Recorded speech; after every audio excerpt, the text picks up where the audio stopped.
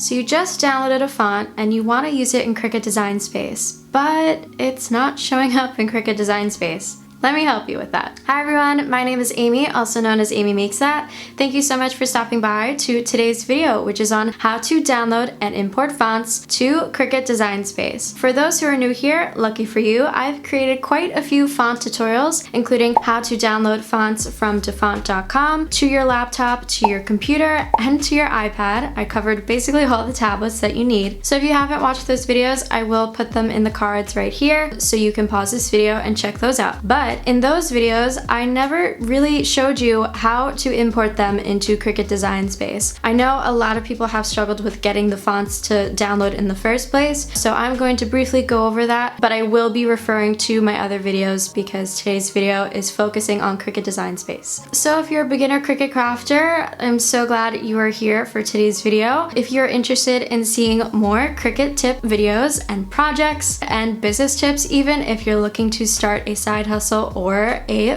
business with your Cricut, then please click the subscribe button and give this video a thumbs up. I cannot be more grateful for all of you for supporting and liking and loving my content. Let's get into the video. Welcome to VoiceOver Amy. So today's video is going to be from my laptop, so not a phone or an iPad, strictly from a desktop or laptop computer. I do have a MacBook for anyone wondering, so it might look a little bit different if you do have a Windows computer. I have a folder, it's my brand folder of course, but I have another folder within that and it's called downloaded fonts. So everything's organized from Creative Fabrica, my DaFont fonts, some that I've gotten over the years from my email, Google.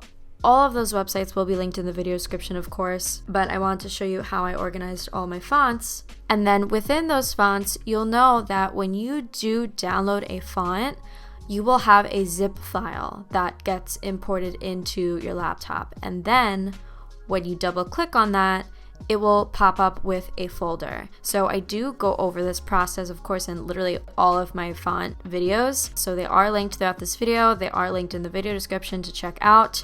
But you will always have your zip file, and then within that folder, you will either have the OTF or the TTF file, and then you will usually have a README file. I'm blanking on what the name of it is called, but it's a file that basically tells you how you can and can't use the font. And then when you click on the TTF or the OTF file, you will click install, and that's how you import it into your computer, iPad, iPhone, etc. So now that I kind of briefly went over the way to import it, now what we will do is we will open Cricut Design Space.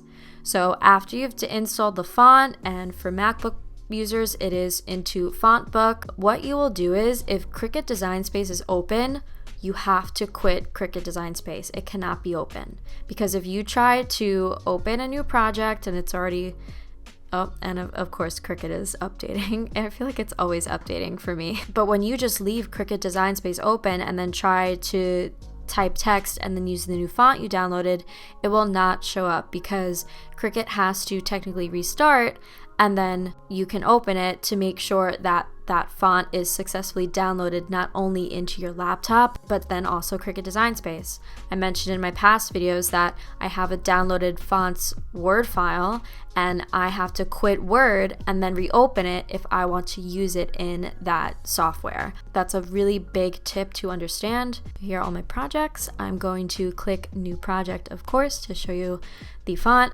Say we will try and use the new font, and I will click the text button, and then up here we know these are where our fonts are. Now to make it easier, what I like to do is I like to click on System, because System means that it is all of my fonts, everything that's on my computer, that came with my computer, that I've downloaded personally. So it just sorts it and makes it much more organized. That's why I don't like to go through all. But you'll see that once I click on it, it is showing in Cricut Design Space, and once I click it, it will change the font to that new downloaded font. It is very simple. Really, the only thing you have to make sure is that you have to close Cricut Design Space and then restart it. Now, say if you go into Cricut Design Space and the font isn't even in there. The things that I would tell you to do is to restart your computer and then try it again. Open Cricut Design Space, see if the font is there. If it's still not there, the font definitely did not properly import into your computer. You know, go through the process again, watch my video of double clicking the zip file, opening the folder, making sure that it is in your fonts. Even if you want, open Microsoft Word and see if the font is in Microsoft Word. Then you'll know, okay, is it really downloaded it into my computer, or is Cricut Design Space not accepting the font for some reason? And I do also mention a lot of the websites that I use. I strictly only use about 3 or 4 because some of the other font websites out there, like the free ones, are a little sketchy to me. I have explained this in my commercial use font video and my personal font video, so definitely watch those videos if you have not on my channel. I have a font playlist, so you could literally binge watch them if you really wanted to. That is how you import fonts into Cricut Design Space.